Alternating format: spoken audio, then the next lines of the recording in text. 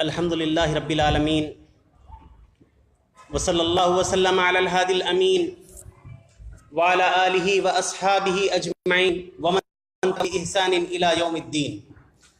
یقول اللہ تعالی فی کلامہ المجید فاعوذ باللہ السمیع العلیم من الشیطان الرجیم بسم اللہ الرحمن الرحیم۔ ان اللہ لا یغیر ما بقوم حتی یغیروا ما بانفسہم۔ صدق اللہ العظیم۔ اللہ تعالیٰ کی تعریف و ثنا اور خاتم النبیین رحمت للعالمین صلی اللہ علیہ وسلم پر درود و سلام سے ہم اپنی بات کو شروع کرتے ہیں۔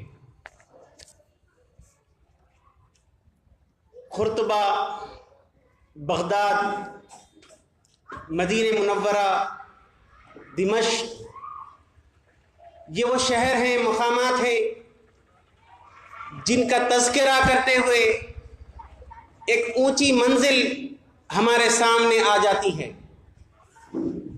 مایوسی کے بادل چھٹنے لگتے ہیں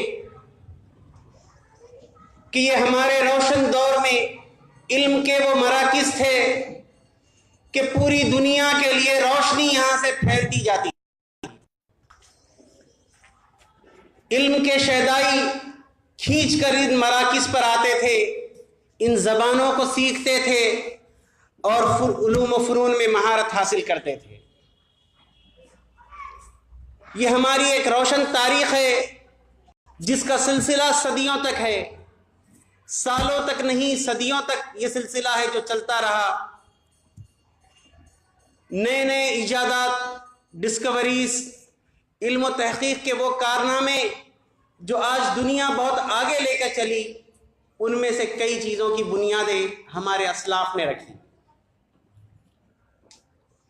یہ ہماری تاریخ ہے اور ہمارے اسلاف کا اس میدان میں اسلاف کی خدمات ہے،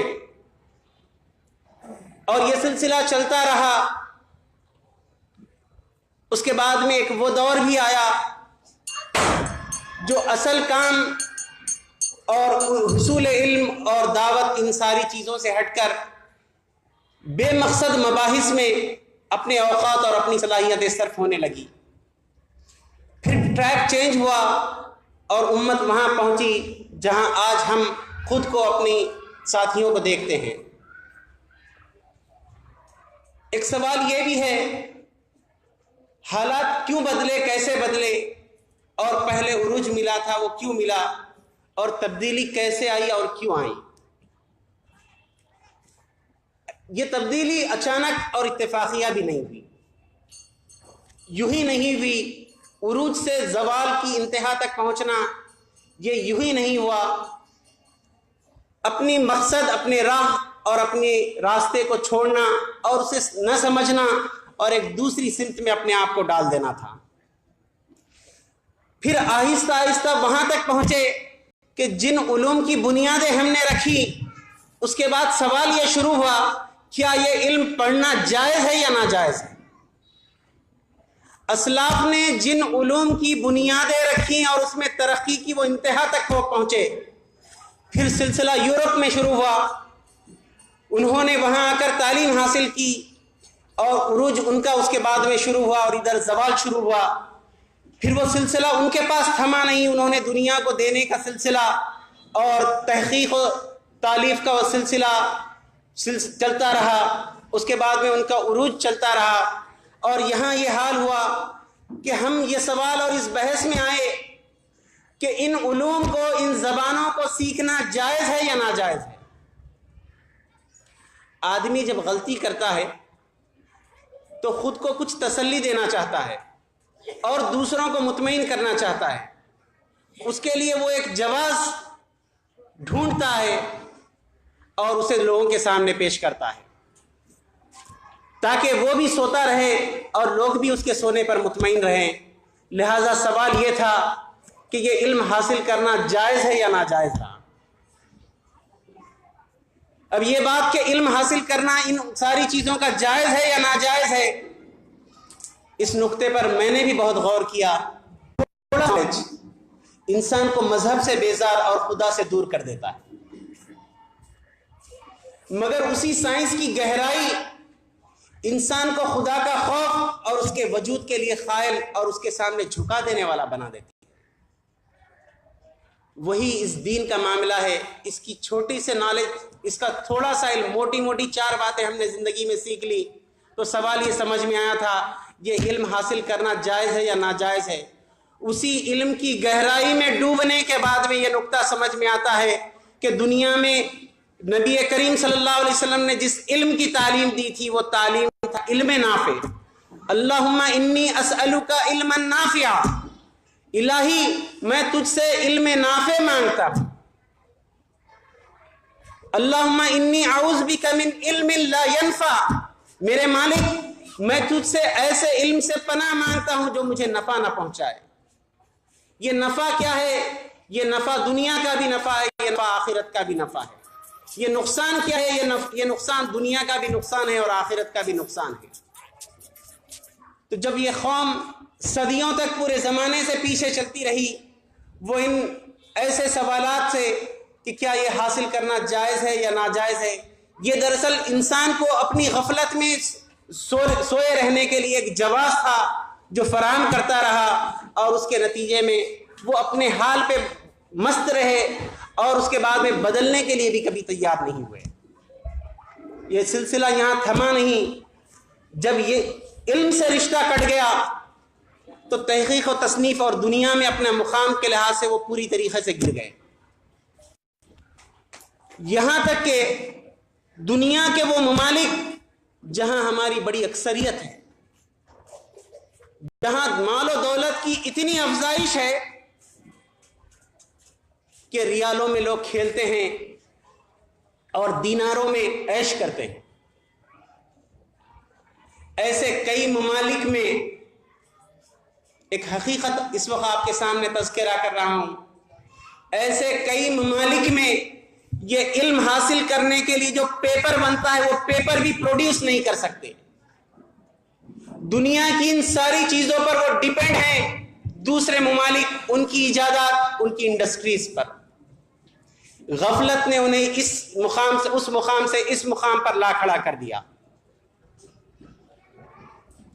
گزشتہ صدی کی آخری چوتھائی حصے میں جب یہ گلف میں پیٹرول کی دریافت ہوئی اور وہ نکلنا شروع ہوا، معیار زندگی بہت بدل گیا۔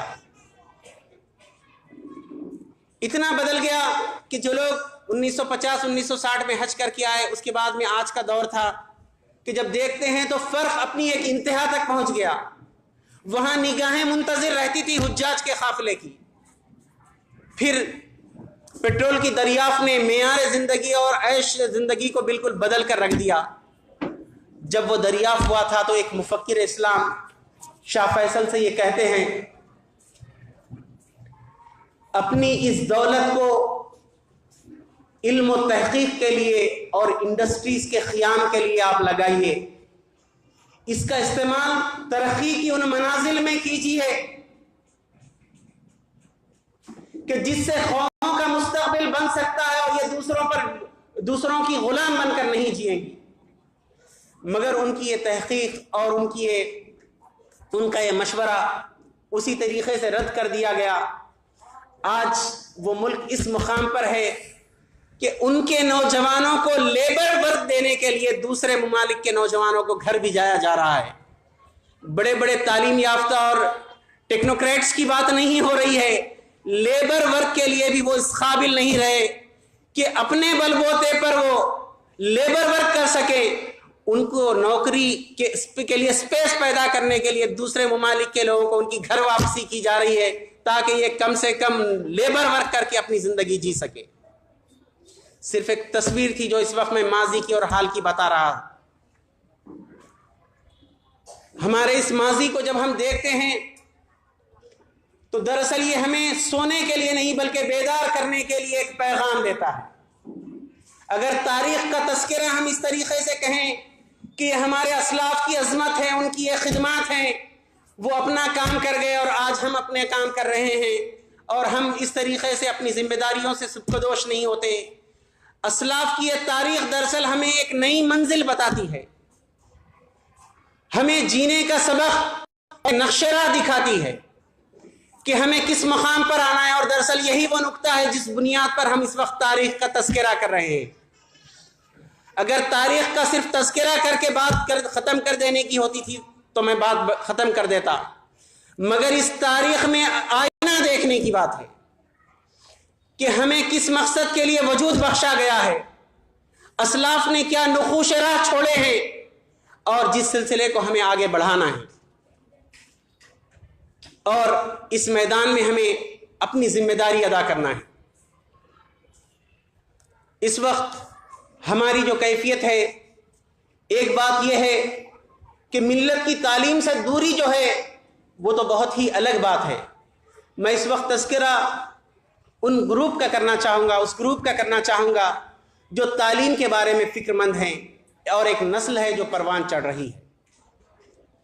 لوگ ایک بہتر مستقبل کے لیے اعلیٰ تعلیم، معیاری تعلیم دلا رہے ہیں، اور دلانا چاہیے کہ وہ کمپٹیٹیو ایگزامز میں دوسری قوموں کے شانہ بشانہ رہ سکیں، اور میرٹ بیسس پہ وہ سلیکٹ ہوں علم و تحقیق کے میدان میں، سروس کے میدان میں، ان سب کے لیے، اور واقعی یہ ہونا چاہیے۔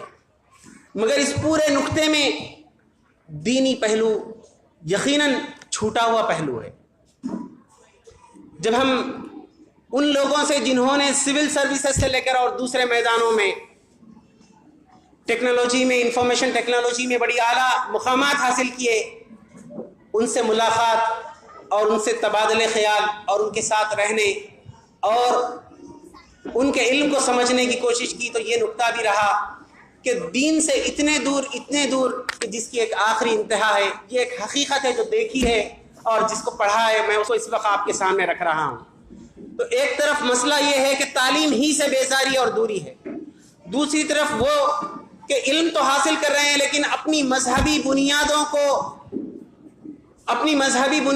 سمجھے بغیر، ذمہ داریوں کو سمجھے بغیر، اور اپنی فکر اور اپنے مقصد کو سمجھے بغیر اور اس پر جمے بغیر زندگی گزار رہے ہیں۔ یہ دوسرا بڑا نقطہ ہے۔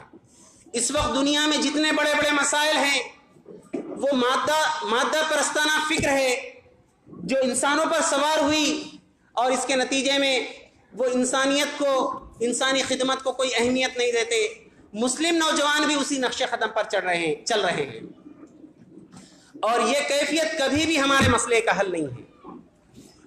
تفصیل میں گئے بغیر اس وقت میں بتاؤں کہ اس نقطے کے حل کے سلسلے میں جتنا میں نے محسوس کیا، مجھے یہ محسوس ہوا اسلامک سکولز کا کنسپٹ ہے جو مسلمانوں کے اس پہلو، اس کمزوری کو بھی پورا کرے گا، اور انہیں دنیا میں صف اول میں جو لوگ کمپیٹ کر رہے ہیں ان سے مقابلے کے قابل بنائے گا۔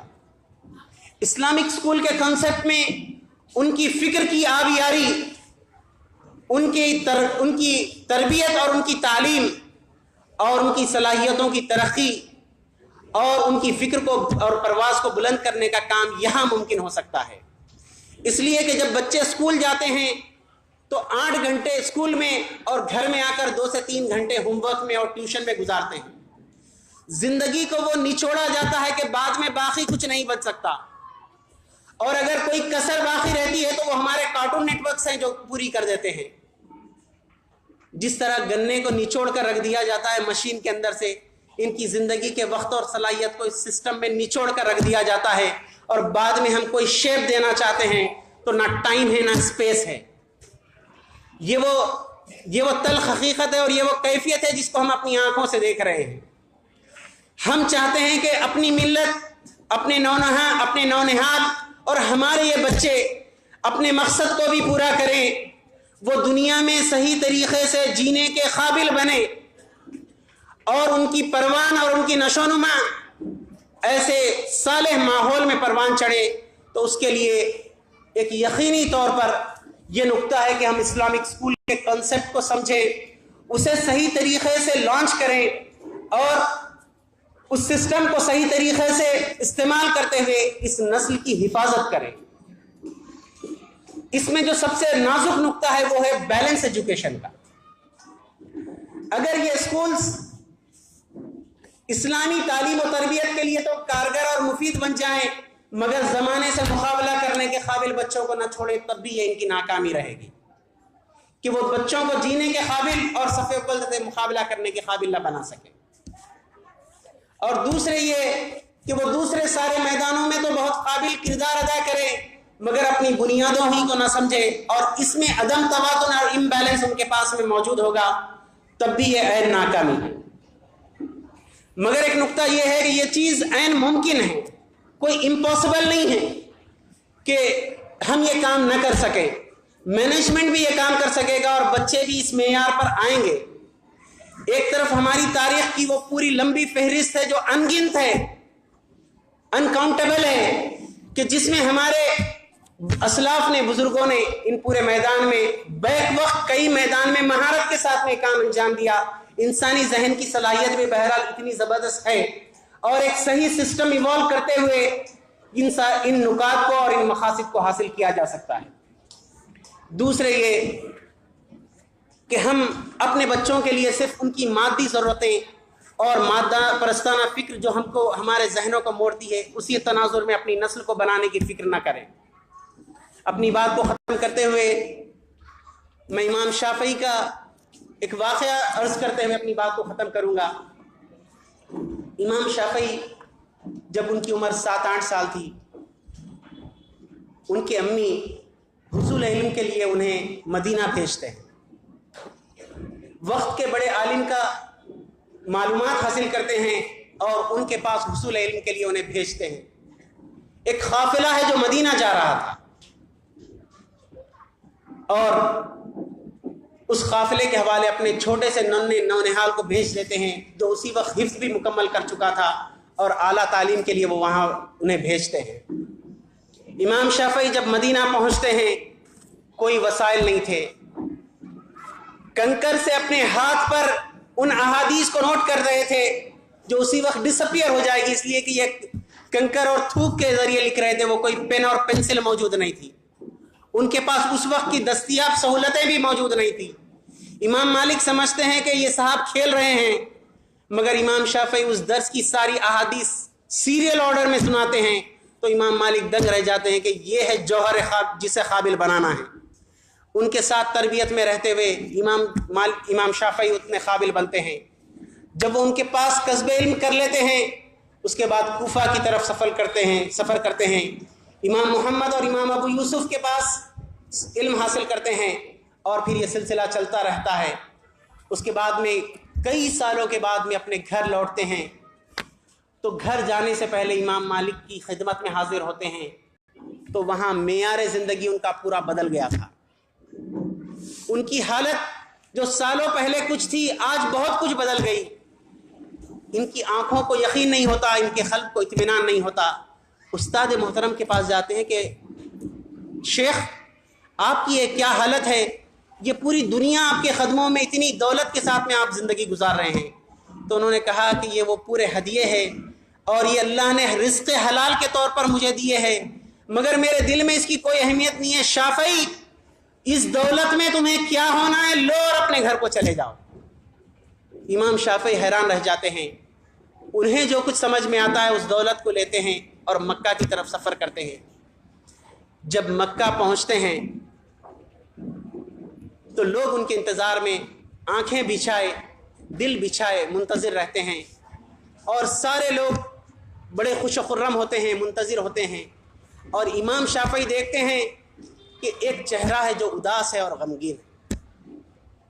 امام شافعی پریشان ہو جاتے ہیں کہ جب سارے لوگ میرے استقبال کے لیے یہ خوش ہیں، میری ماں ہے جو غمگین ہے. امام شافعی ان سے پوچھتے ہیں کہ ماں، جس مقصد کے لیے تم نے مجھے بھیجا تھا میں وہ علم حاصل کر کے واپس آ گیا، آپ کو خوش ہونا چاہیے نہ کہ افسوس کرنا چاہیے. تو ماں کہتی ہے بیٹے یہ دولت حاصل کرنے کے لیے میں نے تجھے نہیں بھیجا. وہ کہتے ہیں کہ یہ دولت میں نے حاصل نہیں کی، میں تو علم حاصل کر کے آیا اور یہ کوئی ناجائز نہیں ہے، جائز راستے سے حلال طریقے سے اللہ نے مجھے دیا ہے. ایک دیہات میں رہنے والی ماں نے جو اصول بتایا ذرا ہم اسے اپنے گریبان میں جھانکیں اور اپنی فکر کو سمجھیں. انہوں نے کہا اپنے بچے سے میرے بیٹے یہ جو علم ہے یہ سورج کی مانند ہے جو روشنی کو زمین والوں تک پہنچاتا ہے. یہ دولت ایک بادل ہے جو اس کے درمیان میں حائل ہو جاتی ہے. تم اسے اللہ کے راستے میں دے دو اور خوشی خوشی اپنے گھر چلے جاؤ. امام شافعی کو یہ اصول سمجھ میں آ گئے تھے. وہ دولت کو خدا کی راہ میں نچھاور کرتے اور دامن جھٹکتے ہوئے اپنے گھر میں داخل ہو جاتے ہیں. آج ہم جب کسی سبجیکٹ کو کیریئر کو سلیکٹ کرتے ہیں تو یہ معلوم ہوتا ہے کہ یہاں پر فارن میں کیا کما سکتے ہیں, کتنے کما سکتے ہیں. سوال اس سے آگے نہیں جاتا, ذہن اس سے آگے نہیں جاتا. ایک دعا رسول اللہ صلی اللہ علیہ وسلم نے سکھائی, زندگی بھر سمجھنے اور یاد رکھنے کی بات ہے. اور یہیں پہ میں اپنی بات کو ختم کر دوں. ربنا لا تجعل الدنیا اکبر ہمنا ولا مبلغ علمنا ولا غایت رغبتنا. الہی دنیا کے غم کو ہمارا سب سے بڑا غم نہ بنا دے, دنیا کے علم کو ہماری آخری منزل نہ بنا دے, اور دنیا کو ہماری کوششوں کا ملجا و ماوا نہ بنا دے.